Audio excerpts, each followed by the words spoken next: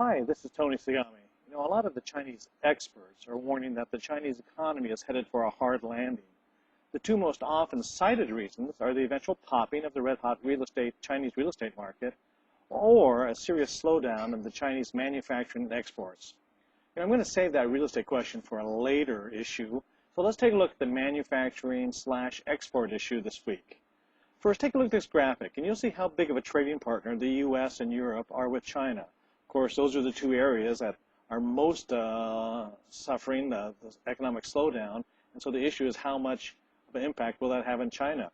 Now take a look. China essentially sold the same amount of exports to the U.S. and Europe at roughly $264 billion.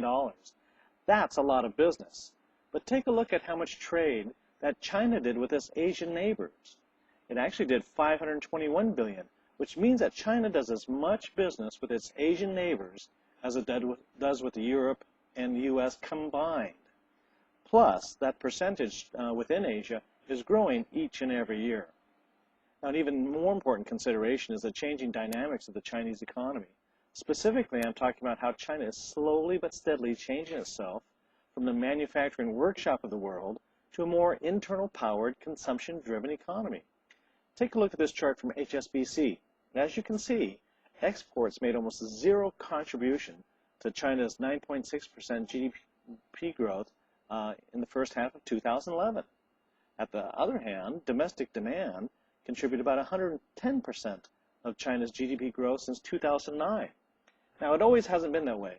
During 2008-2009, when the global economy slipped into recession, Chinese exports fell by about 40% year over year. And the Chinese economy lost 5 points from its GDP growth because of that. Now, on the other hand, last week, you might remember, I wrote about in my column that the International Monetary Fund had conducted a study about the spillover effect from the European credit crisis to Asia.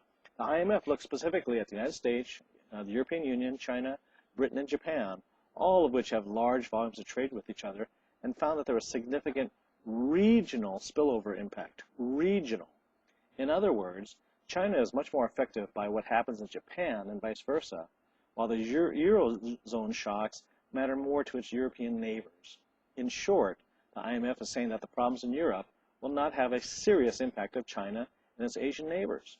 Now, what's all this mean to us? First, China is much less dependent on exports for growth than it used to be. Any economic problems that China has in the next few years will be more of its own making than anything imported from the U.S. or the Eurozone. Sure, Europe and the U.S. are in trouble, but this clearly shows that those economies won't pull China down with it. Secondly, China's economy is becoming a very consumption-driven economy similar to the U.S. So that means China has control of its own future and its own growth. That's why the director of the State Council Development Research Center, long-term, but that's China's leading economic government think tank, said that worries about China's economy may see a hard landing are unnecessary. Now, China expects its economy to grow by more than 9% this year, and to grow by an average of 8% per year over the next 5 years. As far as investing in China, you need to focus on the companies that are prospering from the domestic growing consumption and stay away from those export-dependent manufacturers. Now, an easy way to get broad exposure to the Chinese consumer market is through a couple of ETFs. The first is the Global X China Consumer ETF. That ticker symbol is CHIQ. CHIQ. This ETF holds the largest consumer-oriented companies in China, like Qingdao Brewery and Wumart, which is the Chinese Walmart.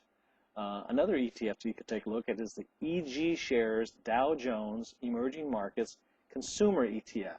That ticker is ECON, ECON. This ETF can give you exposure not only to China, but also Latin America and even African consumers. Now, I'm not suggesting you rush out and buy either one of these ETFs tomorrow morning. As always, timing is everything, so you need to do your own homework or wait for my buy signal on Asia Stock Alert. But there definitely is a right way and a wrong way to invest in China, and understanding the changing face of the Chinese economy is the key to investing in the right Asian stocks. Until next week, this is Tony Sagami signing off.